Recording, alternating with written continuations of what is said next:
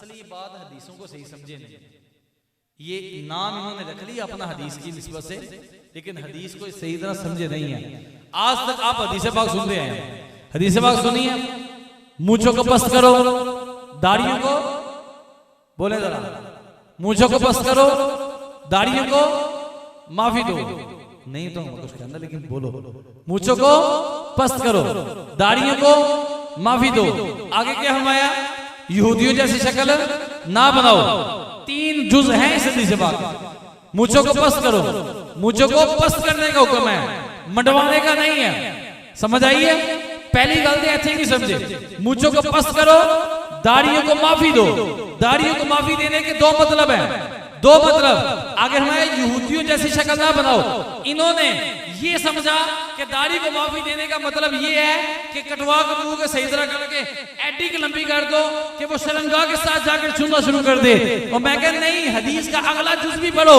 मेरे हुजूर फरमा रहे यहूदियों जैसी शक्ल ना बनाओ। और यहूदियों की 2 शक्लें हैं, 2 शक्लें यहूदियों की, एक बगैर दाढ़ी वाली और एक लंबी दाढ़ी वाली। यहूदियों की 2 शक्लें हैं, जरा चेक कर लेगा नेट पर जाकर, रिसर्च करना। यहूदियों की 2 शक्लें हैं, एक बिल्कुल मुंडा देने वाली, एक इतनी लंबी कर देने वाली। कहा हुजूर ने फरमाया यहूदियों जैसी शक्लें ना बनाओ, मतलब ये है वो एक मुट्ठी के नीचे से कटवा भी लिया। समझे बात को? एक मुट्ठी के नीचे से कटवा भी लिया करो। और हुजूर अलैहिस्सलाम के सहाबी हजरत अब्दुल्लाह इब्ने उमर रज़ियल्लाहु ताला अन्हु, इब्ने माजा शरीफ में पूरा बाब है इस हवाले से कि एक मुट्ठी के नीचे से हजरत अब्दुल्लाह इब्ने उमर अपनी दाढ़ी को कटवा लिया करते थे। और जितनी जी तुसी रख छड़ी खुदा दे बंदे हो, ते जंग करने ते काबिल ही नहीं, ए ते अपनी तलवारी विच फसदा है, अपनी तलवारी विच फसदा है। और सुन्नत वो होती है जिसको देखकर बंदे का दिल खुश हो जाए। तो वहां तक है कि बंदा देखे तो दिल खुश हो जाए। और जो दाढ़ी हुजूर अलैहिस्सलाम की है और जो हजरत अली रज़ियल्लाहु अन्हु से साबित है, हमारे हजरत अली रज़ियल्लाहु अन्हु की दाढ़ी ऐसी थी कि आपका सीना ढांप लिया करती थी। तो नहीं, क्या सीना, नाफ नहीं, सीना ढांप लिया करती थी। यहां तक हजरत अली से साबित है।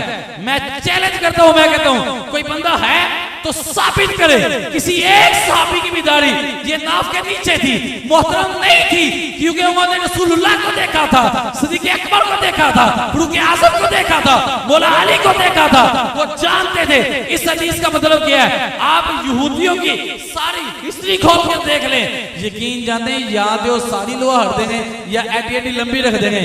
मेरे हुजूर ने फरमाया मूंछों को पस्त करो और दाढ़ियों को माफी दो, और खुदा नवाज से माफी दो, और यहूदियों जैसी शक्ल ना बनाओ। समझ आई? उम्मीद है उन समझ आ गई होगी। तो ये तो हदीस को भी सही तरह नहीं समझे।